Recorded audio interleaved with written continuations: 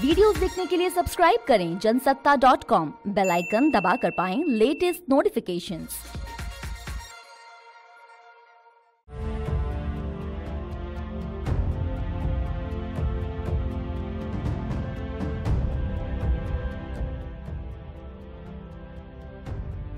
नमस्कार, आप देख रहे हैं जनसत्ता.com और मैं हूं अविनाश पाल।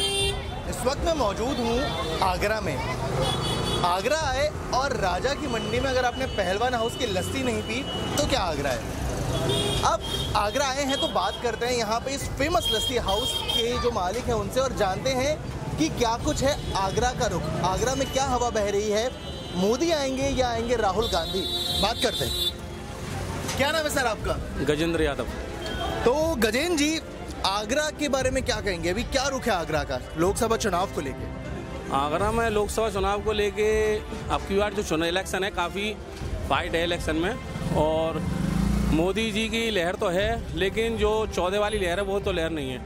करीब 50% लोग हताश हैं उनके काम से, जो काम नहीं किए उन्होंने, इसको लेकर काफ़ी परेशानी है। हाँ, गठबंधन उनको मात दे सकता है।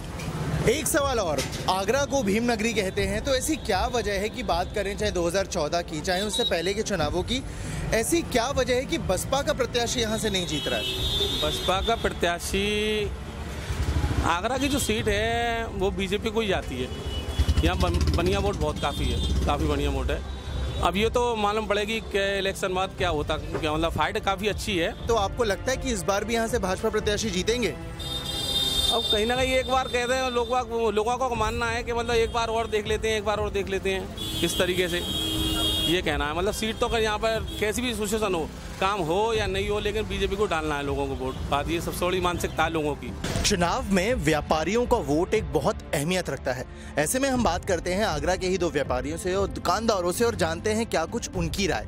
क्या नाम है सर आपका? किशन बाबू गर्ग है मेरा नाम, राजा मंडी का। सर वासुदेव लालवानी।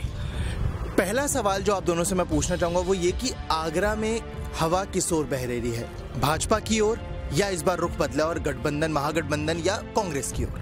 नहीं, अभी लहर भाजपा की है, यहाँ पर भाजपा की लहर है। वही लहर तो भाजपा की चल रही है, बाकी करवट बदल दे ऊँट की भी मालूम नहीं पड़ती है, वही हिसाब है।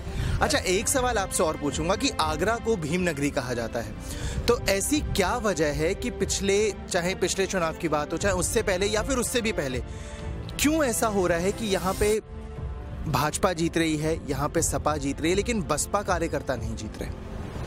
और उनकी आपसी फूट है ये। अभी ऊपर ऑर्डर जो मायावती से आए हैं उसमें उससे लोग खुश नहीं है यहाँ पर, मायावती के निर्देशन से इसलिए फूट पड़ रही है यहाँ पर। बसपा में इसलिए दिक्कत है। यहाँ आपने कहा कि भीम नगरी के नाम से जाना जाता है, वो तो एक अलग चीज़ है। मेन तो ताज नगरी के नाम से ही जाना जाता है, चाहे अखबार में न्यूज़ वगैरह भी आती है, भीम नगरी नहीं आता है, ताज नगरी आता है।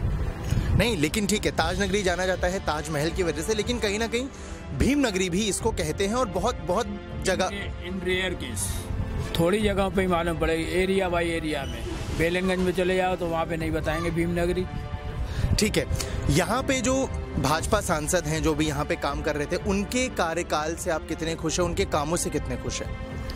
हम 50% मतलब पूरी तरह से खुश नहीं थे। ऐसी क्या वजह थी जो आप खुश नहीं हैं? वो वायदे काफ़ी उन्होंने किए मगर काम नहीं किया कराया उन्होंने।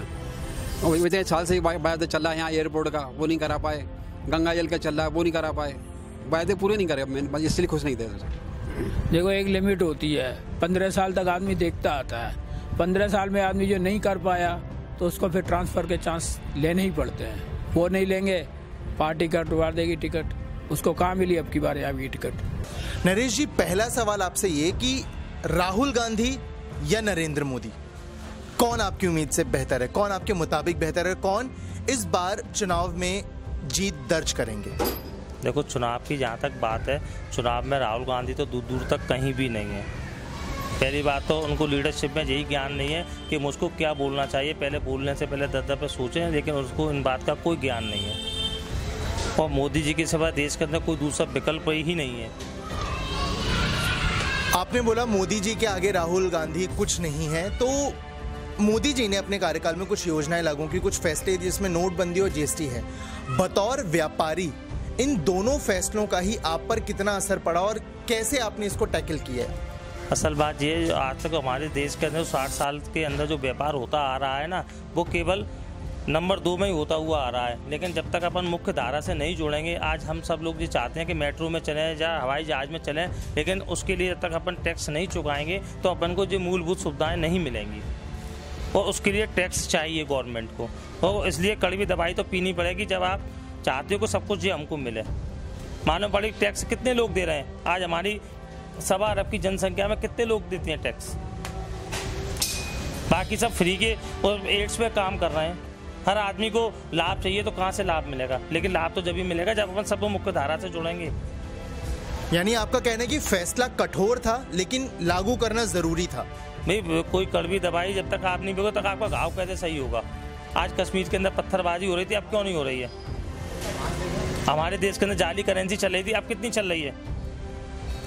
ये तो हमारे देश की अर्थव्यवस्था को चौपट करने वाली स्थिति थी ना। और इससे पहले जो गवर्नमेंट रही उन्होंने क्या ठोस कदम उठाया, कुछ नहीं, केवल खाओ और खाने दो वाली स्थिति थी।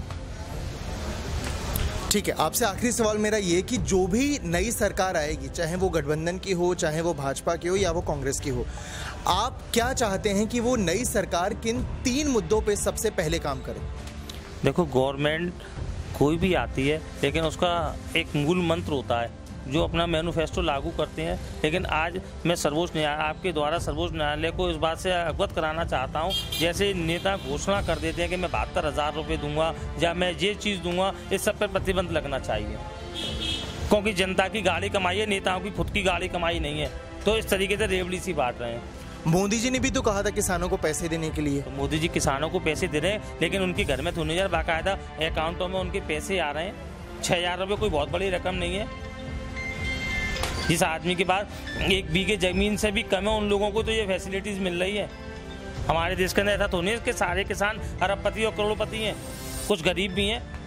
अगर गवर्नमेंट उनके लिए कुछ दे रही है तो ये तो उनके लिए एक मील का पत्थर साबित हो रही है ना। ये कोई लोभ नहीं है। लोग तो ये किसानों को ऋण माफ़ कर देंगे। भाई आप कहाँ से ऋण माफ़ कर दोगे, फिर आप एक नया टैक्स लागू करोगे। भाई बाहर तो एक आम जनता पे ही आना है ना। अगर ये 72,000 देंगे तो फिर कौन काम करने जाएगा। जिसके अंदर कोई काम करेगा, कोई काम नहीं करेगा। चलिए, ऐसे में ये तो साफ हो गया है कि जहां पीएम मोदी जो किसानों को पैसा दे रहे हैं वो लोगों के मुताबिक सही है, लेकिन राहुल गांधी जो न्याय योजना के नाम पे 72,000 रुपए बांटने जा रहे हैं वो लोगों को कुछ जम नहीं रहा है।